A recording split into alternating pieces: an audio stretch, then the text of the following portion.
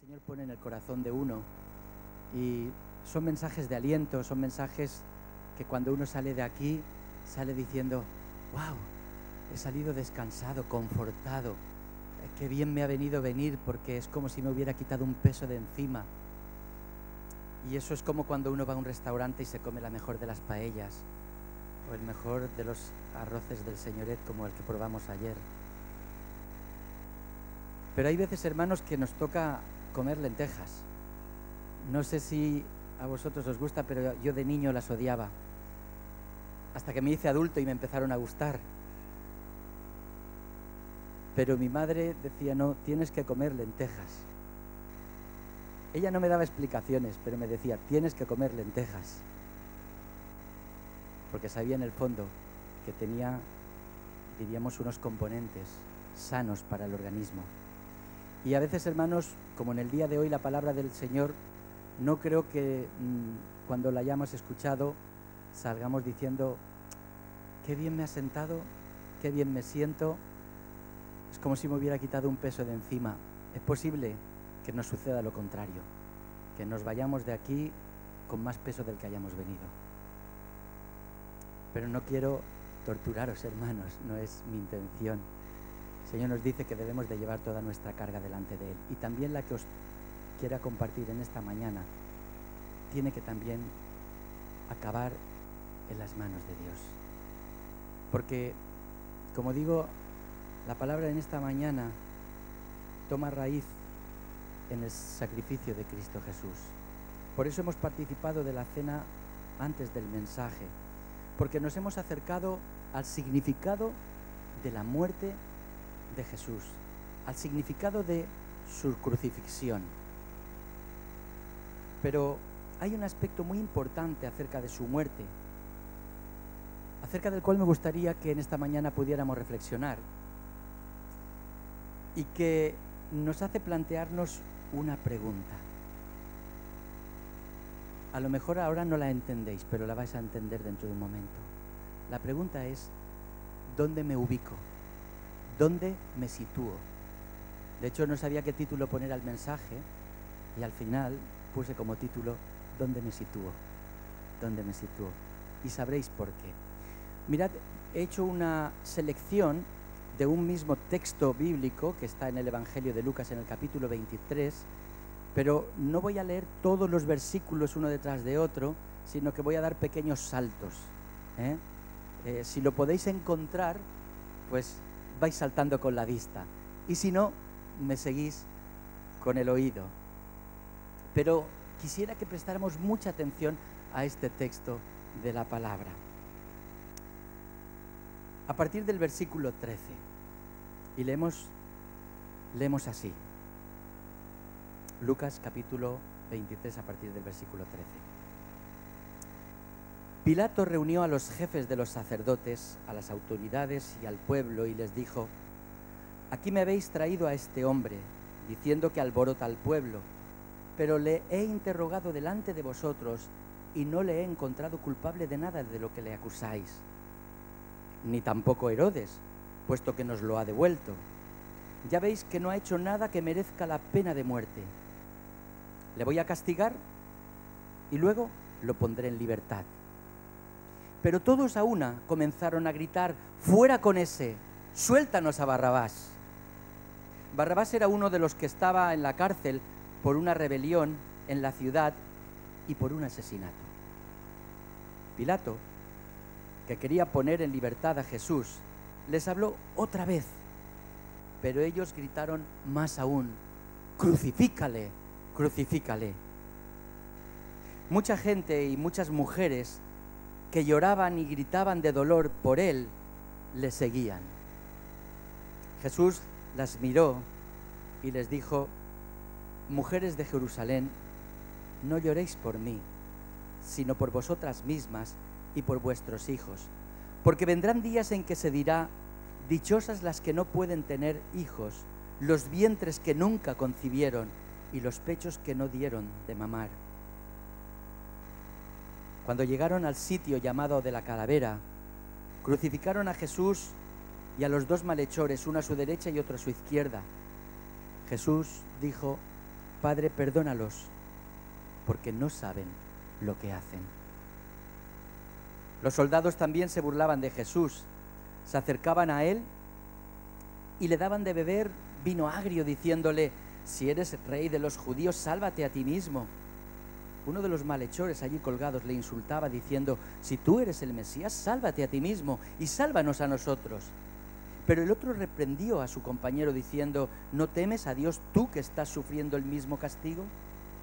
Nosotros padecemos con toda razón, pues recibimos el justo pago de nuestros actos, pero este no ha hecho nada malo. Luego añadió: Jesús, acuérdate de mí cuando comiences a reinar. Jesús le contestó: te aseguro que hoy estarás conmigo en el paraíso.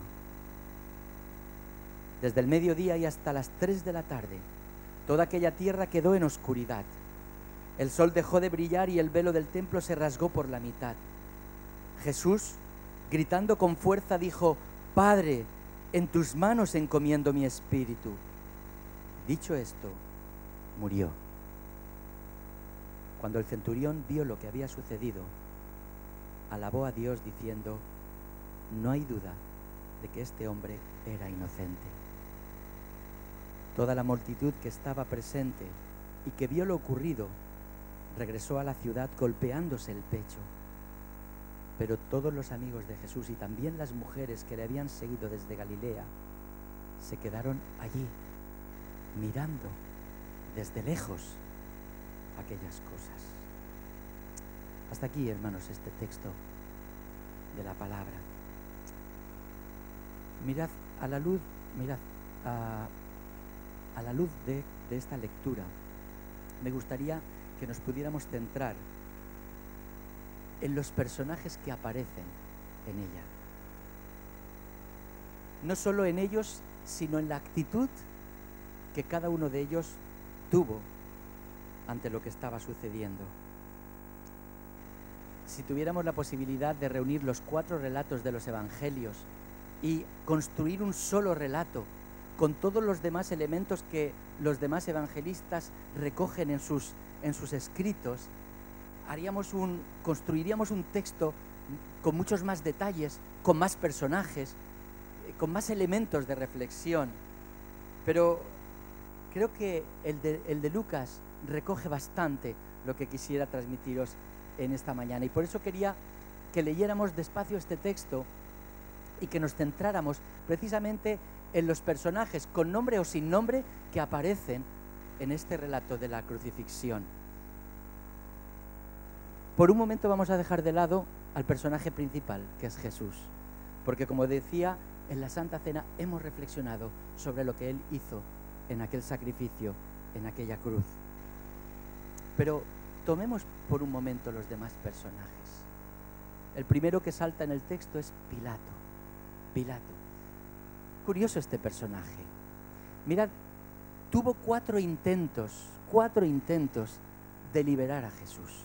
4 intentos, pero no lo consiguió. Como se suele decir, estaba sufriendo una extorsión en toda regla. Los jefes de los sacerdotes lo tenían acobardado. Sabéis, hay detalles que podemos conocer en base a otros textos que no son textos bíblicos, como son las antigüedades de los judíos escritos por Flavio Josefo, un historiador judío, y en él se habla de Pilatos y se habla de 2 meteduras de pata que tuvo en aquella época y que posiblemente pues le hacía estar un poco en deuda con los judíos. Y sabéis que ante todo lo que él menos quería era complicarse la vida. No querían que nadie fuera, se quejaran de la justicia que él estaba impartiendo en Jerusalén y fuera quitado de su cargo. Por lo tanto, aunque él quería liberar a Jesús, ese deseo de no complicarse la vida hizo que finalmente tragara con aquella extorsión y finalmente mandara a la crucifixión a Jesús. Después tenemos a los jefes de los sacerdotes, las autoridades religiosas de la época, que eran los principales instigadores de la muerte de Jesús. De hecho, gran parte de la multitud que allí estaba, simplemente estaba por la curiosidad de ver la crucifixión o de ver mejor el juicio. Y aquellos ya se encargaban de mover a sus masas para que, ¿verdad?, pues crucificaran a Jesús. Y además se juntaba con otros intereses, los intereses de los celotes y otros que querían que fuera soltado Barrabás, que él sí que había cometido asesinato, que él sí que era culpable, que él sí que había armado una revuelta. Estos jefes de los sacerdotes estaban instigando y estaban procurando la muerte de Jesús. Por otro lado, tenemos a la multitud, una multitud heterogénea. No era una masa uniforme que todos gritaban lo mismo, no. Tenemos una parte de la multitud que se decantaron por gritar soltad a Barrabás. Era esa parte de la multitud que, como digo, se dejaba arrastrar por aquellas autoridades religiosas y que de alguna manera pues algún beneficio encontrarían en el hecho de que soltaran a un asesino como lo fue Barrabás. Pero otra parte de la multitud, como se nos dice en el texto, y las mujeres lloraban de dolor ante aquella condena del hombre inocente que era Jesús. Y lloraban de dolor. Después tenemos a los soldados, que uno se pregunta, ¿estaban haciendo su trabajo? Porque cuando uno lee el texto con detenimiento y los demás textos de los otros evangelios, parece como si disfrutaran con ello. Se burlaban de él, le sometían a más sufrimiento innecesario, se repartían a suertes las ropas. Tal vez estaban tan habituados a hacer ese tipo de trabajo que se habían insensibilizado totalmente, tanto que ya no distinguían si a quien se estaba crucificando era a un delincuente, a un malhechor o a alguien inocente. Ellos se amparaban en el hecho de simplemente cumplir con su trabajo, sin plantearse nada más.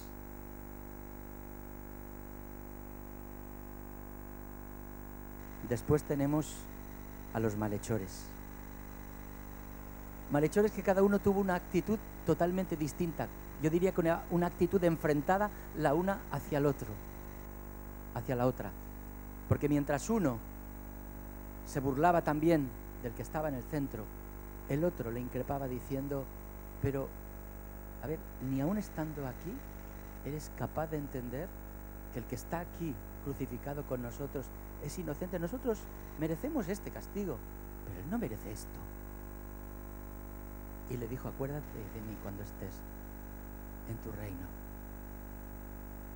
Yo creo que fue el acto de salvación más instantáneo que Jesús haya hecho jamás. Porque fue decir eso y Jesús decirle, de cierto te digo, hoy estarás conmigo en el paraíso. Tenemos a la multitud que regresa escandalizada de aquello. Dice que regresaban golpeándose el pecho. Esto es un gesto que lo que transmite es amargura, que lo que transmite es dolor, que lo que transmite es sentirse escandalizados por algo tan terrible. Tenemos en penúltimo lugar al centurión, alguien de un rango bastante importante dentro del ejército romano, y ante aquel espectáculo fue capaz de hacer una lectura intimista, introspectiva,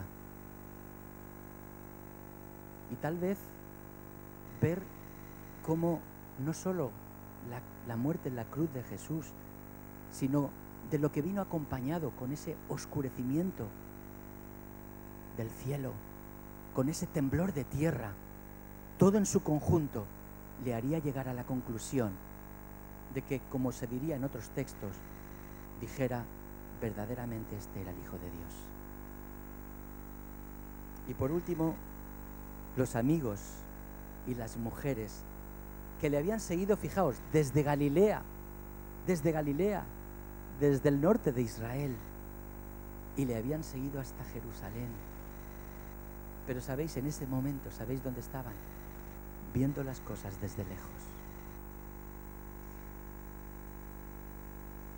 Os voy a hacer una pregunta incómoda. Si hubieras sido un personaje de aquella época y hubieras estado allí en aquel lugar, ¿dónde crees que habrías estado?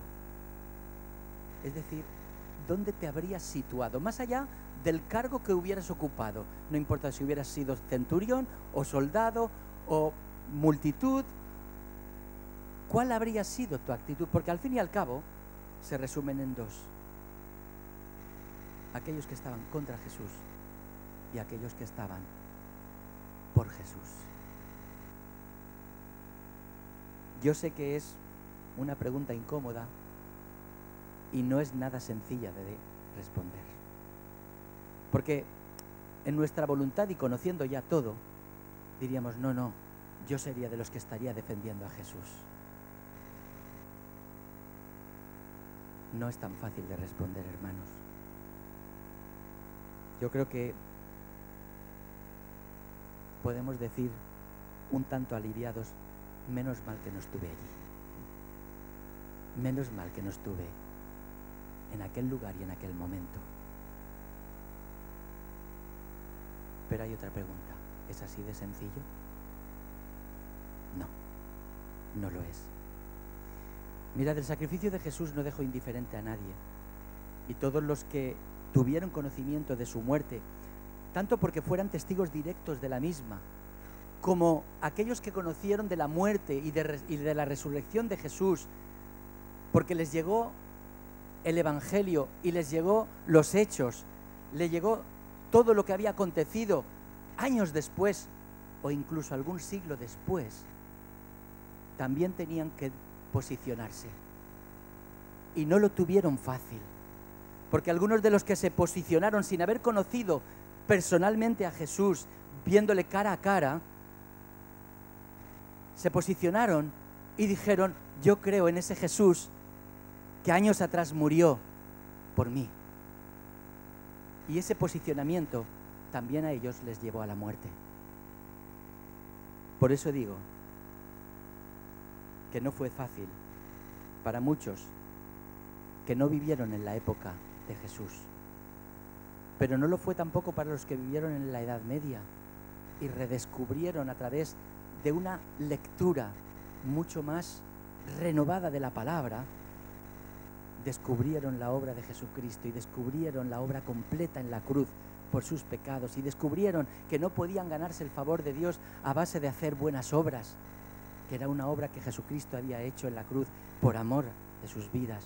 Y sabéis, muchos de ellos quisieron ser consecuentes con la palabra y se pusieron también en esa tesitura de vivir por Jesús. Y muchos de ellos murieron ajusticiados. Las páginas de la historia están llenas de sangre de mártires, de personas que dijeron creer en Jesús y pagaron con sus vidas su fe. Los anabautistas morían a miles. Algunos los cogían, los llevaban a un río y los sumergían porque, claro, ellos defendían el bautismo de creyentes, el bautismo de personas adultas, personas que habían creído en el Señor y por creer en el Señor entonces consideraban que tenían que bautizarse.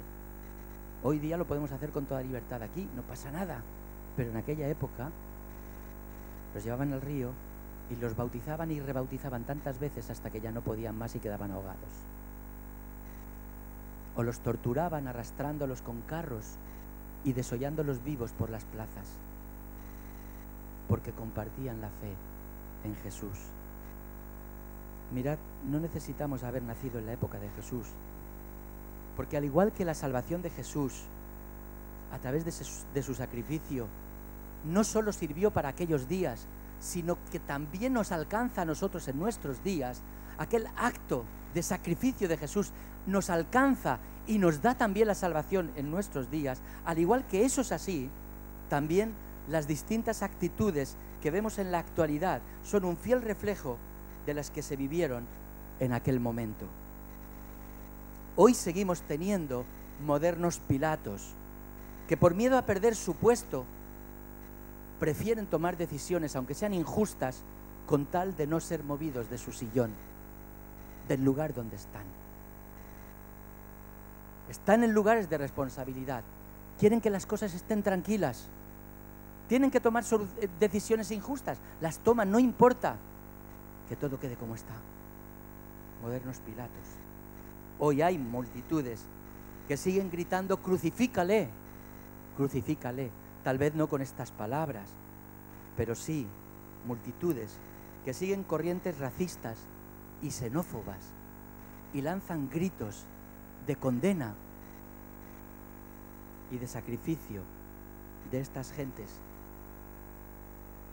que bien porque son de otra raza o bien porque huyen de su país por alguna guerra, se ven abocados a veces a enfrentarse a estas hordas que lo que buscan es simplemente expresar ese odio, no con palabras como crucifícale, pero con otras que conocemos muy bien. También en nuestros días hay modernos soldados que se limitan a cumplir con su trabajo sin cuestionarse si es justo o no, porque en el momento en que se lo cuestionan puede ser que pierdan su trabajo y pierdan el pan que les alimenta y no estén dispuestos a ello. Malhechores que ganan mucho dinero con el tráfico de las personas. Estas mafias que se dedican a embarcar a cientos y cientos de futuros náufragos, con el 90% de posibilidades de que acaben muertos en el mar. Tal vez buscando encontraremos algún centurión, alguien que desde un alto lugar de responsabilidad y conocedor de lo que está sucediendo en el presente en nuestro mundo, no solo queda petrificado, sino que hace buena lectura y decide no quedarse impasible.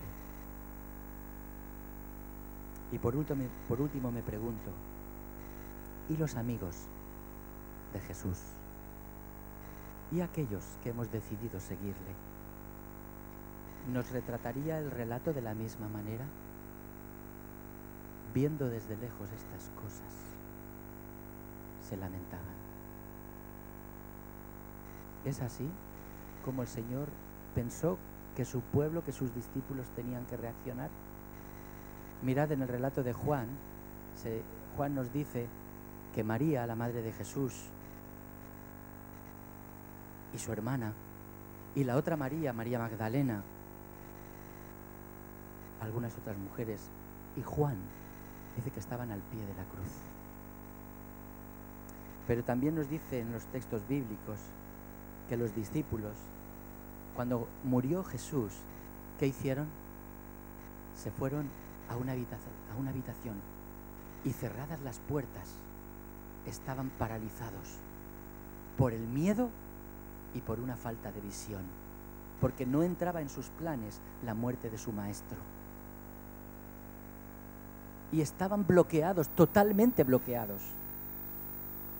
Sin embargo, cuando Jesús resucitó, sus semblantes cambiaron, su temor desapareció y de la noche a la mañana adquirieron una clara visión de lo que tenían que hacer.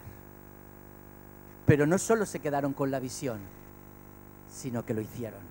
Y lo hicieron con valentía, sin tener miedo a la muerte que a algunos de ellos les vendría poco tiempo después. Mirad, hoy no se trata de la muerte de Jesús, porque la muerte de Jesús ya se produjo, pero sí se trata de la muerte de miles y millones de personas que viven en condiciones de injusticia, que huyen de la guerra, que naufragan y mueren. Hoy se hace alusión a la crisis de los refugiados como la mayor crisis humanitaria desde la Segunda Guerra Mundial. Son palabras mayores.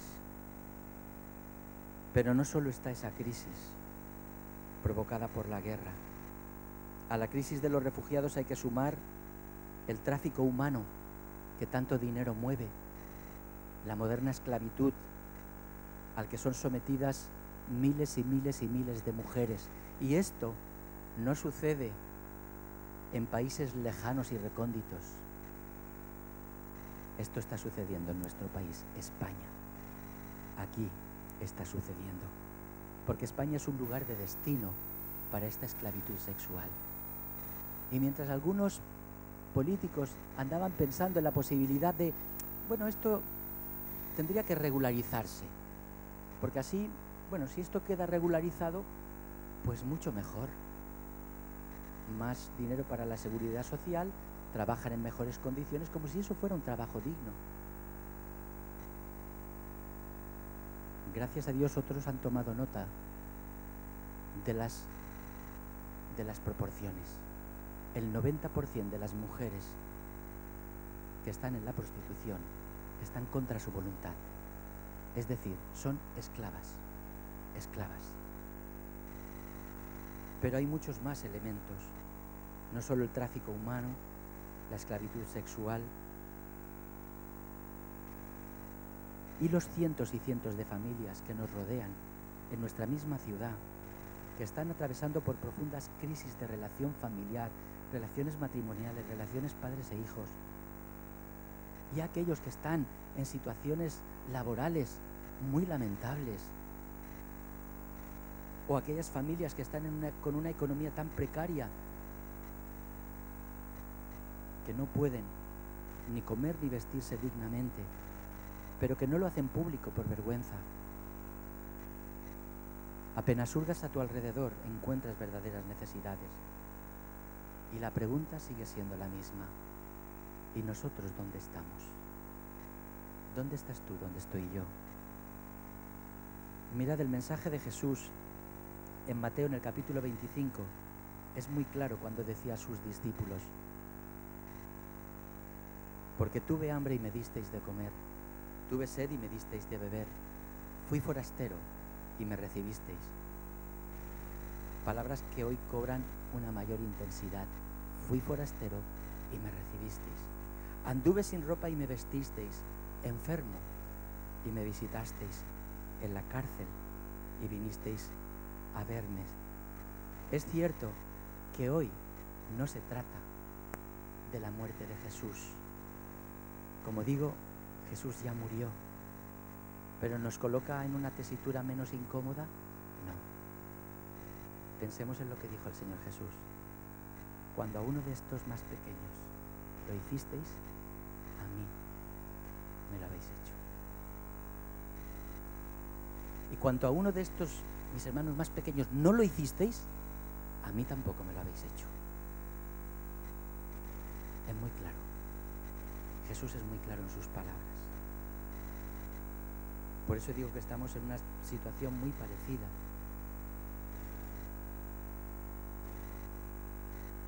Y al igual que los discípulos de Jesús, yo estoy convencido que lo que nos falta es confianza y visión. ¿Dónde está puesta nuestra confianza? Porque miramos la magnitud de los problemas que tenemos a nuestro alrededor y decimos, no podemos. Y mientras, muchas miles de personas que no tienen a Dios en su vida gritan por las calles, sí se puede.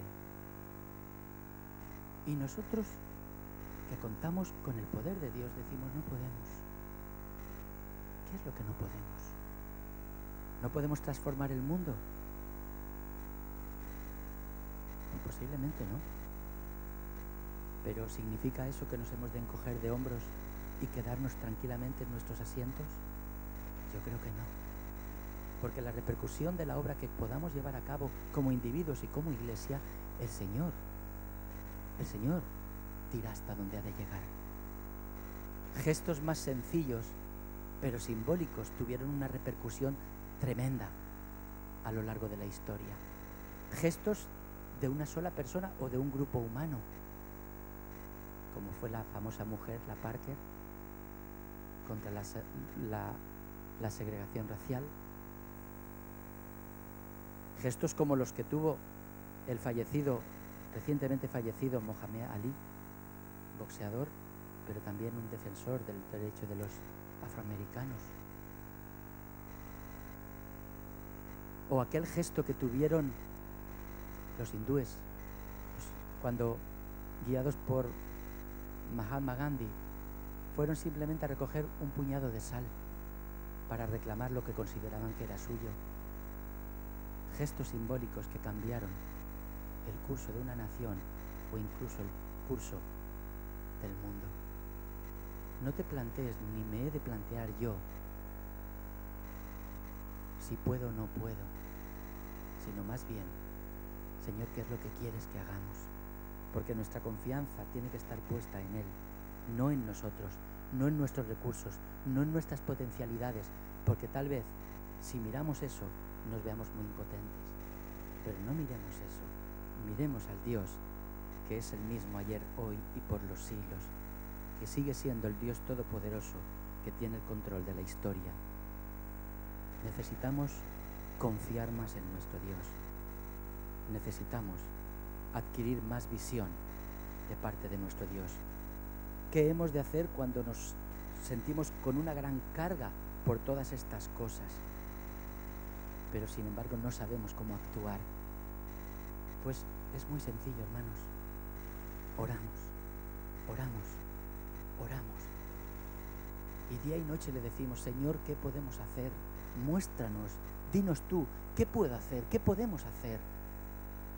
Desde nuestro lugar, desde lo que somos, con los recursos que nos has dado, ¿qué podemos hacer? Orar, orar, orar, para que el Señor nos transmita lo que podamos hacer.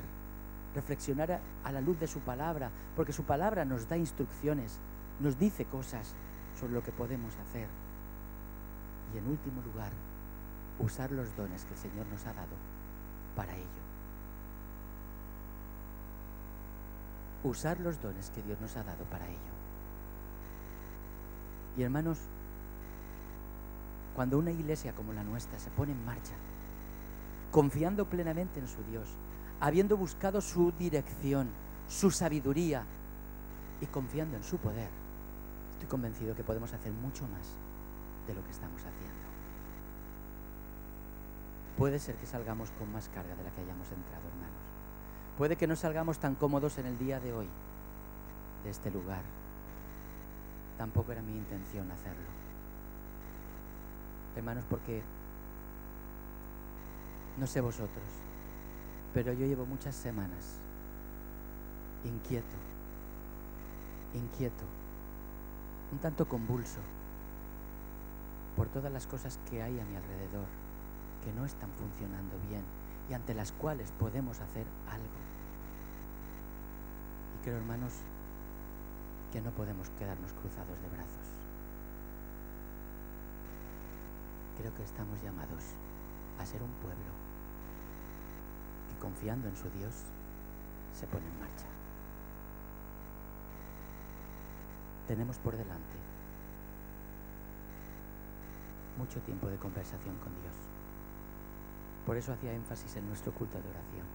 Necesitamos orar. Estoy pensando en unas semanas, hermanos, organizar encuentro de grupos que simplemente quieran reflexionar sobre estos temas. Que tomen un tema y simplemente reflexionen sobre él. La raíz del problema, las vertientes que está tomando. Reflexionar en voz alta, pero no simplemente para especular, no simplemente para pensar, sino para al final tomar decisiones. Hermanos, es tiempo de ponerse en marcha y el Señor espera que lo hagamos. Si estáis de acuerdo conmigo, decid un fuerte amén, porque yo quiero ser el primero que se ponga en marcha. Y si significa sacrificar la comodidad, no me importa. Y espero que a vosotros no os importe tampoco. Porque no podemos esperar a hacer cosas que transformen el mundo simplemente haciendo lo mismo que hemos hecho hasta ahora. Así que, hermanos, que el Señor nos ayude y nos podamos poner en marcha. Amén. Voy a pedir al grupo de alabanza que suba a este lugar.